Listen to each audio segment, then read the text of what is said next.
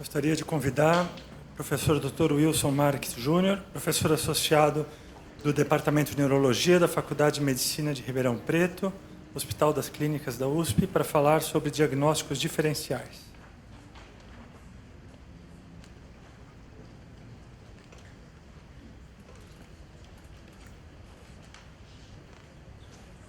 Bom, eu agradeço o convite para estar aqui, né? Esse é um evento que eu gosto bastante de vir, né?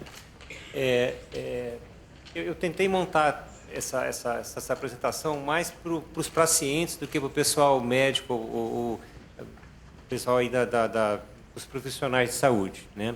Aí eu não sei se eu fiz uma coisa, se fiz outra, mas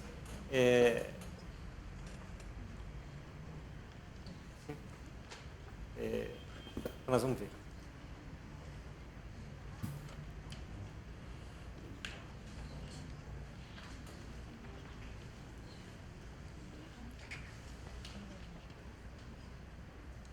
Segundos. Bom, a gente acabou de ver com o Mário Emílio, né, com o senhor Mário Emílio, que o diagnóstico da esclerose lateral amiotrófica depende, então, da presença da síndrome do neurônio motor inferior e da síndrome do neurônio motor superior. Né? Passa para mim. Só que antes da gente entrar no diagnóstico diferencial, eu vou apresentar aqui uma revisão que a gente fez, acho que eu já apresentei parte disso aqui antes, a gente acabou não publicando, os pacientes com ela, né, que a gente seguiu lá no nosso ambulatório em Ribeirão Preto. De 94 a 2005, a gente conseguiu levantar 250 pacientes, sendo que desses 250,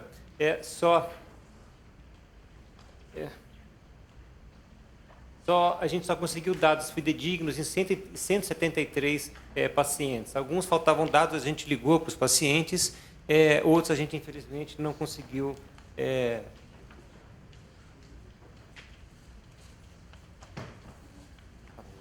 Outros a gente não conseguiu todos os dados.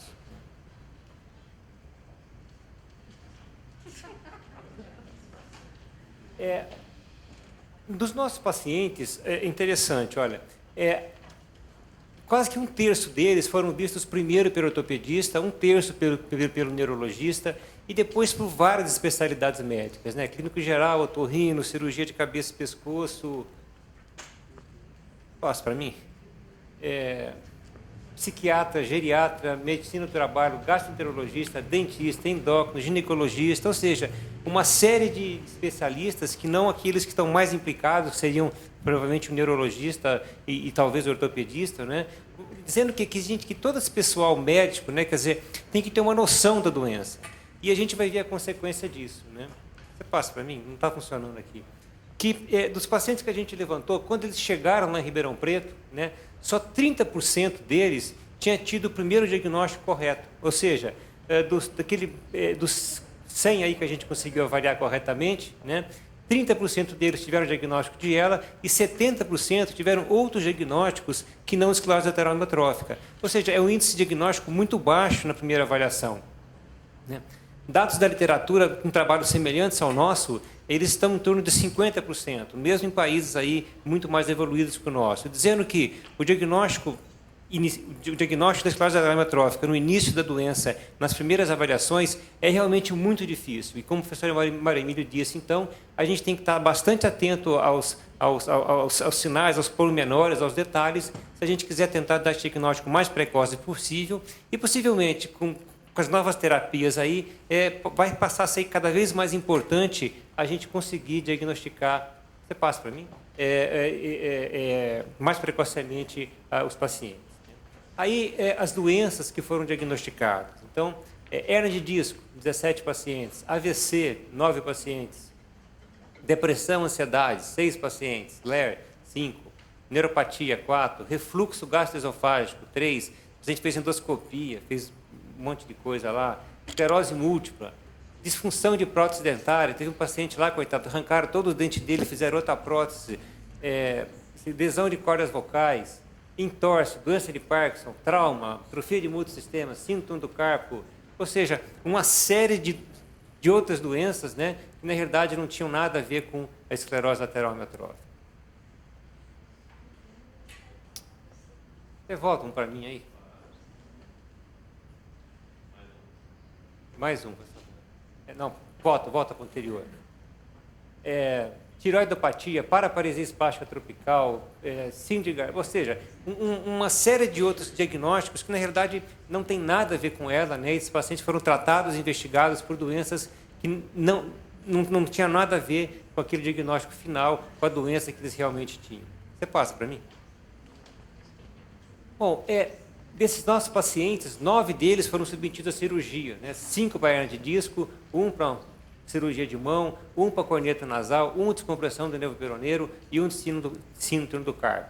Esse índice aqui até que é baixo, né? Da literatura, esse índice, passa o próximo, por favor. Esse outro trabalho, parecido com o nosso aqui, o número de pacientes que foram submetidos à cirurgia foi muito maior, né? Isso é preocupante porque existem alguns indícios hoje, alguns trabalhos levantando a possibilidade de que talvez, se a gente fizer uma cirurgia em pacientes com ela, a doença poderia evoluir mais rapidamente. Então, mais um fator dizendo que é importante que a gente tente chegar ao diagnóstico definitivo, né, e preciso o mais precocemente possível. Passa para mim. Bom, um outro fator, né, quer dizer, a eletromiografia ela é muito útil na hora da gente identificar a síndrome do neurônio motor inferior, né? A lesão do neurônio motor superior, realmente a avaliação clínica é o método mais sensível. Mas a eletromiografia ajuda a gente a preencher os critérios. Interessantemente, metade dos pacientes tem outros dados na eletromiografia que podem complicar o diagnóstico. Ou o paciente tem diabetes, ou o paciente tem síndrome do carpo. A gente tem que aprender, né? O médico tem que aprender, o eletromiografista, a separar as coisas, né?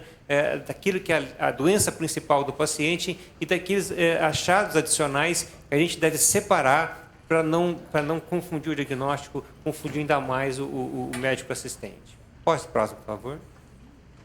Bom, portanto, todos esses dados indicam para a gente que a ELA é uma doença complexa e de diagnóstico difícil. Quando a gente vê um paciente já com a doença evoluída, isso pode parecer fácil, mas no início, que é o que mais interessa, não é uma coisa fácil e a gente tem que dar atenção aos detalhes. Posso próximo? Bom, essa figurinha aqui mostra as vias motoras, né? Então, começa lá no córtex, passa pelo mesencéfalo, pelo tronco cerebral, na medula, que está o neurônio motor inferior, né? Que está o neurônio motor inferior, sai o plexo, a raiz, o plexo, a junção entre o nervo e o músculo, a junção neuromuscular e o músculo. Ou seja, em qualquer ponto, né, dessa trajetória aqui, eu posso ter doenças que vão simular um quadro motor e, portanto, eu vou entrar no diagnóstico diferencial da junção neuromuscular. Só para aquela perguntinha da toxina botulínica, né, a confusão vem porque a toxina botulínica vai agir nessa região aqui e vai, então, piorar a manifestação que o paciente tem. Bom, então, nós vamos começar. Posso primeiro, por favor? Passo o próximo, desculpa, não primeiro. As doenças musculares, então, né? Passo o próximo. São várias as doenças musculares que podem ser confundidas com esclerose lateral amiotrófica. Aqui estão algumas que o diagnóstico seria mais difícil de ser feito, mas principalmente seria essa miosite por corpúsculo de inclusão. Pode passar? É uma doença que, o que ela compartilha com ela? O início geralmente se dá depois dos 40, 50 anos de idade, predomina o sexo masculino, tem uma fraqueza muscular que é focal e assimétrica, tem atrofia muscular, tem um leve aumento no CPK e a eletromiografia mostra fibrilações que indicam uma denervação aguda e potenciais neurogênicos que indicam reinervação. Passo o próximo. Ou seja, todos esses dados que a gente viu, eles podem ser muito parecidos ou são os dados que a gente encontra nos pacientes com esclerose lateral amiotrófica. No entanto, esses pacientes nunca têm fasciculação e não há comprometimento no neurônio motor superior nunca. Passo o próximo. O diagnóstico definitivo vem com a biópsia de músculo, né, onde a gente encontra esse infiltrado inflamatório e esses corpúsculos aí, de inclusão. Pode passar o próximo. O tratamento seria totalmente diferente. O próximo nível que a gente tem que considerar os pacientes com ela seria aquelas doenças que afetam a junção neuromuscular, né, onde vai atuar aí a toxina botulínica. Pode passar o próximo. As duas doenças principais desse grupo são a miastenia graves e a síndrome de Eaton-Lambert, né? Na realidade, nessas duas situações, o que caracteriza o quadro clínico é a fadiga miastênica, ou seja, à medida que a doença... pode passar o próximo, por favor? À medida que que a gente exerce faz um determinado movimento, surge uma fraqueza, não é bem o quadro clínico que isso dá ela, né? Embora os pacientes com ela apresentem fadiga, é um tipo de fadiga diferente, né? De qualquer forma, quando a gente tem uma síndrome, uma miastenia graves, na qual existe bastante comprometimento bulbar, existe fraqueza do segmento cefálico, existe comprometimento respiratório, o diagnóstico diferencial da esclerose lateral amiotrófica pode ser difícil. A gente deve estar atento para isso. Pode passar o próximo, né? O próximo, por favor. O que distinguiria seria a ausência de fasciculações, né? Não há comprometimento do neurônio motor superior, ou seja, não há hiperreflexia,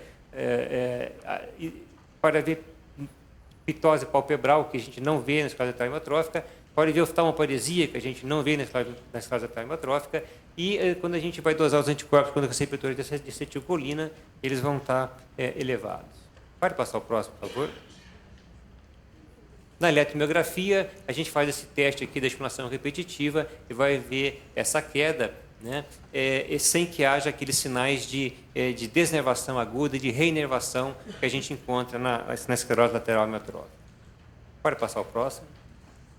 Bom, o outro grupo de doenças que a gente tem que considerar seriam aquelas doenças que vão comprometer as raízes, né, o plexo e o nervo periférico. Pode passar o próximo. Bom, existe um número enorme de doenças aqui, né? A gente não vai ter tempo para discutir, quer dizer, se for discutir o diagnóstico de esclerose lateral amiotrófica, seria um congresso inteiro, né?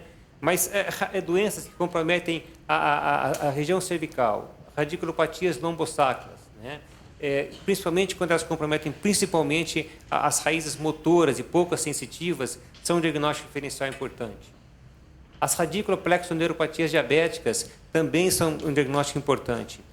Muitas vezes, a maior parte dessas radiculoplexoneuropatias diabéticas, elas são de início agudo, elas são motoras de início agudo, mas tem muita dor, né? Então, é fácil o diagnóstico diferencial. Naqueles casos, no entanto, de evolução crônica, exclusivamente ou predominantemente motor, o diagnóstico pode ser difícil.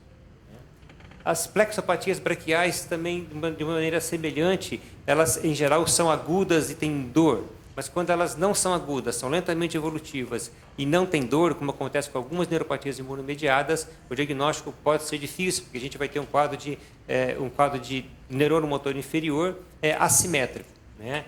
Da mesma maneira, ocorre com a plexopatia lombosacra e pode acontecer com outras radiculoplexopatias de origem imunomediada ou de síndrome paraneoplásica ou de origem infecciosa. Pode passar o próximo. Bom, um outro diagnóstico diferencial importante seria com as neuropatias, né, com as doenças do nervo periférico. Então, a gente teria neuropatias, quando está comprometendo um único nervo, por exemplo, neuropatia do nervo ulnar na sinoterócise anterior, na sinoterócise posterior. Por quê? Essas são doenças nas quais a gente vai ter lesão de um nervo, mas era uma porção do nervo onde só compromete as fibras motoras, né? Eu me lembro que no ano passado a gente atendeu um paciente que ele era ciclista, né? Então ele apertava muito a mão, ele comprometeu o ramo motor final do nervo ulnar das duas mãos. E o diagnóstico dele inicial havia sido esclerose lateral amiotrófica. E, na realidade, ele tinha simplesmente uma lesão dos nervos ulnares, né? Não tinha, ou seja, são doenças de prognóstico totalmente diferente, tratamento totalmente diferente, e a gente deve estar atento para isso. O mesmo acontece aí com a sinoterócise posterior e com a sinoterócise anterior, e com a neuropatia do fibular profundo. Existem outras mononeuropatias motoras imunomediadas que a gente deve considerar nesse diagnóstico diferencial aqui. Mas principalmente esse grupo aqui das neuropatias motoras, da neuropatia motora e paraproteinemia e neuropatia motora multifocal, a gente deve estar muito atento, porque são doenças que podem superficialmente parecer com ela. No passado existem vários artigos dizendo que elas poderiam haver uma sobreposição entre essas doenças, mas o diagnóstico, o prognóstico e o tratamento são muito diferentes. Antes a gente discutir essas duas em particular, a neuropatia da porfiria intermitente aguda e intoxicação pelo chumbo podem também dar uma neuropatia de predomínio motor, mas o quadro clínico costuma ser muito sugestivo, né? Então, na neuropatia pelo chumbo, em geral acontece com as mãos ficam caídas e durante a história, como o Mário Emílio disse, a gente tem que conversar com o paciente, saber a profissão do paciente, eles vão ter a história de que mexem com chumbo, mexem com bateria, principalmente nos dias de hoje, e a manifestação principal é uma mão caída, né, por comprometimento aí das fibras motoras do nervo radial. Próximo, por favor. Bom, uma coisa que chama muito a atenção, né, que a gente está sempre alerta, discute-se muito, mas tem muita pouca coisa provada, é a associação entre a neuropatia motora, ou mesmo esclerose lateral amiotrófica, e doenças paraneoplásicas ou paraproteinemias. Paraproteinemia é a presença de uma proteína anormal no sangue. Ela pode ser idiopática ou ela pode ser associada com outras doenças, ou principalmente doenças aí linfoproliferativas, tais como mieloma, leucemia, macroglobulinemia de Waldenström e outras doenças aí linfoproliferativas. Algumas vezes a gente tem essa proteína anormal e esses pacientes podem desenvolver, isso está provado, né? Não é uma especulação, podem desenvolver uma neuropatia motora, que em geral ela é assimétrica e pode simular a esclerose lateral amiotrófica, né? Então a gente vai ter fraqueza e atrofia assimétrica, que lembra a esclerose lateral amiotrófica. Esses pacientes podem ter câimbras de fasciculações, novamente simulando a esclerose lateral amiotrófica, pode ser assimétrica, né? E vai ter essa paraproteinemia aí. Pode passar o próximo, por favor. Bom, o que não bate com ela, né, é que, em geral, esses pacientes com paraproteinemia costumam ter manifestações multissistêmicas, principalmente quando é do tecido linfoproliferativo, né? Quando o paciente tem mieloma, tem linfoma, tem leucemia, ele vai ter uma piora do estado geral, mesmo que a gente não tenha o diagnóstico, não saiba que esses pacientes têm essas neoplasias, o estado geral dele está ruim, existem evidências no sangue de que esse paciente tem uma reação inflamatória, o VHS está aumentada, a proteína C está aumentada, ou seja, o estado geral deixa a desejar, o hemograma está alterado e nada disso a gente vê nos pacientes com esclerose lateral amiotrófica. O padrão pode ser tanto de uma polineuropatia, como pode ser de uma lesão assimétrica. Se é uma mieloma, por exemplo, a gente vai ter alterações ósseas e na eletromiografia, embora possa haver uma assimetria clínica, a maior parte desses pacientes sugere um quadro muito mais disseminado que a gente não costuma ver na fase inicial dela. Mas não era 25 minutos?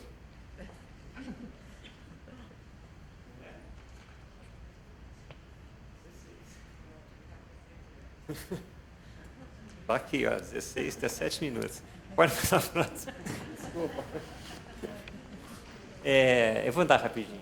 A outra doença que simula muito, né, quer dizer, foi confundida no início, é uma doença que a gente chama de neuropatia motora multifocal. Essa, sim, é extremamente multifocal, só que, ao contrário da esclerose lateral amiotrófica, onde a doença tem um padrão de medula, como se a gente tivesse comprometimento da raiz motora, aqui a gente vai ter um comprometimento de nervo periférico, ou seja, examinando o paciente, fazendo a avaliação dos músculos envolvidos, a gente consegue diferenciar aquelas situações que sugerem comprometimento de radicular, da raiz motora ou do coro anterior da medula, daquelas situações que sugerem comprometimento de nervo periférico, né? Então, nesses pacientes, então, eles vão ter a fraqueza muscular, lentamente progressiva, tem distribuição de nervo periférico, isso distingue, né? Pode ter câimbras de fasciculações, a sensibilidade é normal, e os reflexos profundos, eles podem estar reduzidos naquele nervo atrofiado, mas podem estar normais ou até um pouco exaltados nos demais nervos, o que aumenta a confusão diagnóstica. Pode passar o próximo. Bom, então, a presença então, dessa fraqueza muscular, reflexos profundos e assimétricos sugere ela, mas, como eu já disse, o tipo de distribuição é diferente, raramente envolvimento de nervo craniano, muito, muito raramente envolvimento da função bulbar, da fala, da disfagia, da mastigação, né? Não tem síndrome neuromotor superior, né? Existe um dado muito interessante, que é a fraqueza muscular com um músculo normal, com o trofismo muscular normal. Isso indica para a gente um mecanismo de fraqueza que a gente chama bloqueio de condução, diferente da ELA, onde toda a fraqueza vem pela degeneração axonal. Ou seja, então esses dados clínicos, pode passar o próximo, sugerem a lesão, e na eletromiografia, pode passar o próximo, a gente vai encontrar nesses pacientes esse bloqueio de condução aqui, que a gente não encontra na ELA e faz o diagnóstico definitivo, diferencial definitivo entre as duas situações. Pode passar o próximo. Existe, a gente eliminando todas essas doenças que a gente viu, ou pela clínica mais investigação laboratorial, a gente então vai chegar numa situação onde a gente pode encontrar comprometimento do neurônio motor superior e comprometimento do neurônio motor inferior, né? Então seria a ela, né? Ou aquela só o neurônio motor inferior ou só o neurônio motor superior. Pode passar o próximo. Ainda assim, agora, depois que a gente tem a confirmação clínica e neurofisiológica e de imagem, às vezes, aquele que o paciente tem uma doença do neurônio motor, a gente precisa fazer o diagnóstico diferencial de situações onde a gente tem só o comprometimento do neurônio motor. E aí, então, a gente vai ter uma série de doenças que a gente precisa pensar, como atrofia muscular espinhal, atrofia muscular progressiva, atrofia monomélica, neuronopatia motora, linfoma, síndrome pós-pólio, deficiência de extremidade A. Pode passar o próximo. Bom, uma série, eu não vou ficar lendo aqui, né, mas são uma série de outras doenças, né, que a gente tem que, pode passar o próximo, que a gente tem que levar em consideração, né, na presença, depois que a gente confirmou que esse paciente apresenta as duas síndromes, ou uma delas, né, a síndrome neuromotor superior e ou a síndrome neuromotor inferior. Né? Ou seja, não sei se vocês perceberam, a gente tem dois momentos. Um momento onde a gente tem que identificar que aquele paciente tem ela ou não tem ela, ou tem desenvolvimento do neurônio motor superior e inferior ou não, e depois que a gente identificou que é o neurônio motor superior ou o neurônio motor inferior, a gente tem que fazer um outro diagnóstico diferencial das doenças que distinguem, diferenciam aquelas doenças que comprometem o neurônio motor superior ou o neurônio motor inferior. Pode passar o próximo. Né? Ocasionalmente, desordens sistêmicas, pode passar o próximo. E, finalmente, né, a gente vai chegar, então, ao diagnóstico definitivo de ela. Né? Pode passar o próximo. E, mesmo assim, né, a gente não terminou. Né? Existem aqueles casos esporádicos, aqueles casos hereditários, pode passar o próximo. As formas hereditárias, tem pelo menos 24 diferentes genes associados às formas dominantes, 8 genes associados à forma recessiva, um gene ligado ao X, né? Interessantemente, para complicar mais o negócio ainda, né? Quer dizer, pacientes sem nenhuma história familiar, sem nenhum casamento, sem nenhuma consanguinidade, 11 genes foram encontrados mutados em pacientes que aparentemente tinham uma forma esporádica, a forma não hereditária da esclerose lateral amiotrófica. Pode passar o próximo. E, finalmente, ainda a gente tem que pensar nisso tudo, em algumas doenças complexas, né? Pode passar.